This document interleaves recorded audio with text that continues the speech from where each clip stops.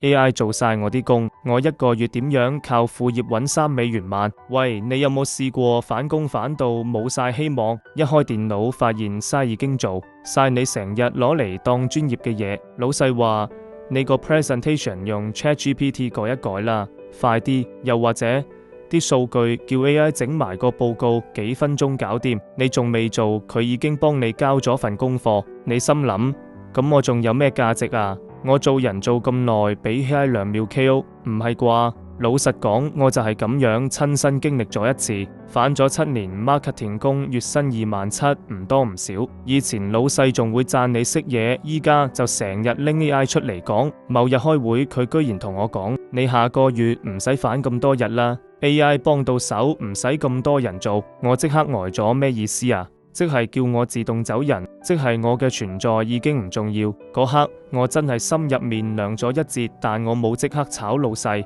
我心諗，咁 AI 可以搶我份工，有冇可能反過來幫我搵錢？唔係諗玩大生意，我都冇本錢，冇團隊，唔識寫 code，但我識少少英文，識整圖，識剪片，最重要係我肯試，所以我開始用 AI 打造屬於我自己嘅副業路線。我由零開始試咗幾樣嘢，唔係每樣都即刻賺到錢，但堅持落去真係見到回報。第一樣，我用 ChatGPT 寫 blog 擺上 Medium， 啲主題好簡單，例如點用晒幫你慳時間，懶人用晒，做網店晒如何影響打工仔，呢啲大家有共鳴嘅題目。起初啲人唔多，後來其中一篇爆咗，幫我賺咗$3000港紙。寫呢篇文我花咗大概6個鐘，AI 幫我打底，我自己改一改，tone同加例子就搞掂。第二樣，我玩 AI 生圖，用 Midjourney 畫圖整咗啲產品 markup，或者幫人出卡通風格封面。我開咗 Fiverr 同 IG 賬號，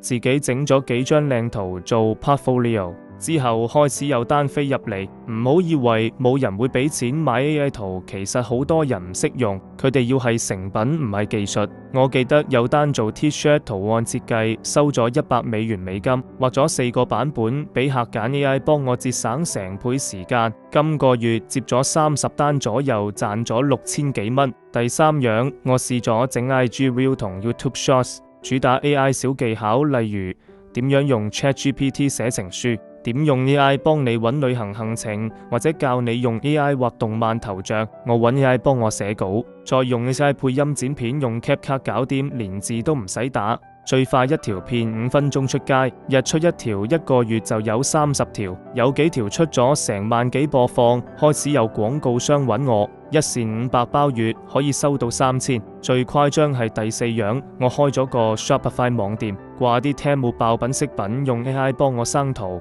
整模特展示圖，再揾 AI 寫文案，同時用 AI 工具幫我揾熱門關鍵字。我擺咗10幾款產品，每日試唔同圖、唔同文案。廣告我用咗$1500落 Facebook， 但回本後賺咗成11000蚊。呢4樣副業冇一樣係高科技，全靠 AI 幫手加我啲少少技能，砌出條條都賺錢。你可能會問，咁你時間點分啊？我每個星期花30零個鐘做呢啲副業，每日平均3至5個鐘，唔係唔辛苦，但起碼係為自己做，唔使再睇老細面色。最緊要你要開始先，唔好話你唔識，唔好話你冇時間。我都係邊學邊做。ChatGPT 係我第一個拍檔，唔識英文叫佢幫你翻譯，唔識寫文叫佢幫你寫底稿，唔識畫圖Midjourney幫你畫，唔識剪片CapCut一開就識用。你要做嘅唔係樣樣精，而係識得揾 AI 幫你補位。你中意煮嘢食，拍片教人做家常菜